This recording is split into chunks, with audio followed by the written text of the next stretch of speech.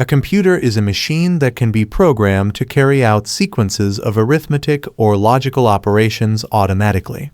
The term computer system may refer to a nominally complete computer that includes the hardware, operating system, software, and peripheral equipment needed and used for full operation, or to a group of computers that are linked and function together, such as a computer network or cluster.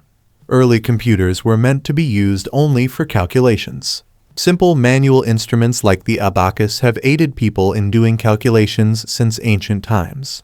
Early in the Industrial Revolution, some mechanical devices were built to automate long, tedious tasks, such as guiding patterns for looms. More sophisticated electrical machines did specialized analog calculations in the early 20th century. Starting from abacus, it is also called a counting frame. Abacus is a hand-operated calculating tool of unknown origin used since ancient times in the ancient Near East, Europe, China, and Russia, millennia before the adoption of the Hindu-Arabic numeral system. The abacus consists of a two-dimensional array of slidable beads. In their earliest designs, the beads could be loose on a flat surface or sliding in grooves. Later, the beads were made to slide on rods and built into a frame, allowing faster manipulation. Each rod typically represents one digit of a multi-digit number laid out using a positional numeral system such as base 10. Charles Babbage, an English mechanical engineer and polymath, originated the concept of a programmable computer.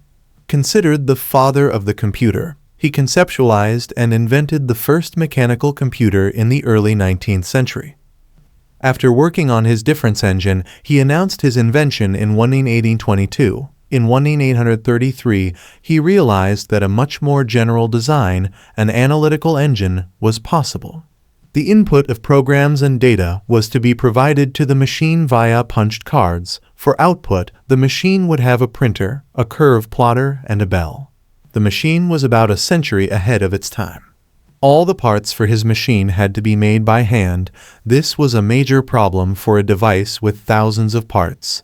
Babbage's failure to complete the analytical engine can be chiefly attributed to political and financial difficulties, as well as his desire to develop an increasingly sophisticated computer and to move ahead faster than anyone else could follow. Nevertheless, his son, Henry Babbage, completed a simplified version of the analytical engine's computing unit in 1888. Leonardo Torres Quevedo invented electromechanical calculating machine.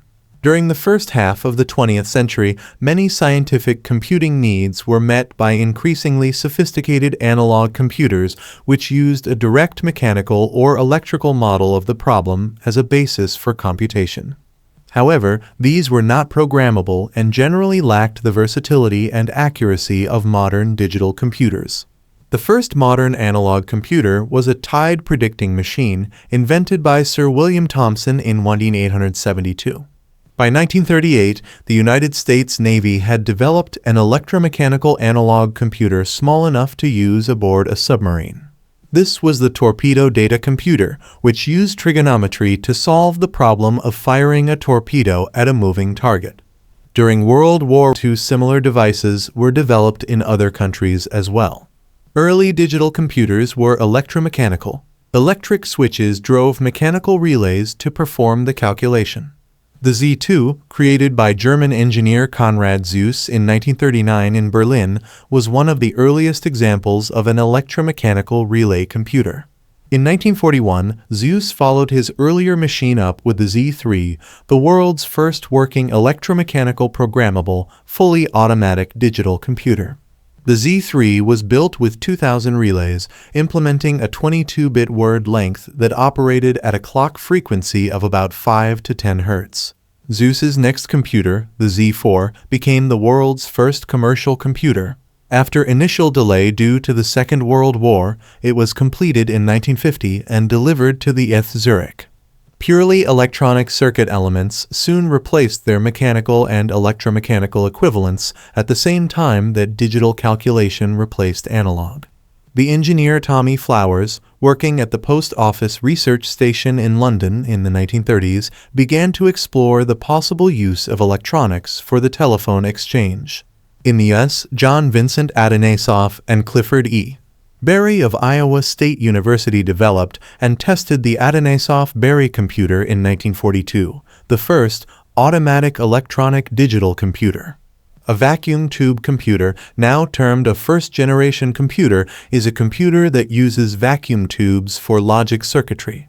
While the history of mechanical aids to computation goes back centuries, if not millennia, the history of vacuum tube computers is confined to the middle of the 20th century. Lee De Forest invented the triode in 1906. The first example of using vacuum tubes for computation, the Adays-Berry computer, was demonstrated in 1939.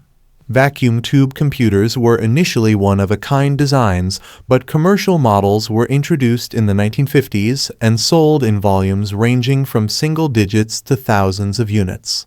By the early 1960s, vacuum tube computers were obsolete, superseded by second-generation transistorized computers.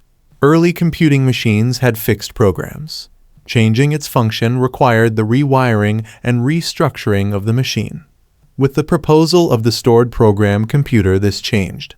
A stored program computer includes by design an instruction set and can store in memory a set of instructions that details the computation. The theoretical basis for the stored program computer was laid out by Alan Turing in his 1936 paper. The Manchester Baby was the world's first stored program computer. It was built at the University of Manchester in England by Frederick C. Williams, Tom Kilburn, and Jeff Tootle, and ran its first program on 21 June 1948. It was designed as a testbed for the Williams tube, the first random access digital storage device. As soon as the Baby had demonstrated the feasibility of its design, a project began at the university to develop it into a practically useful computer, the Manchester Mark I. That's all for today. See you in another video.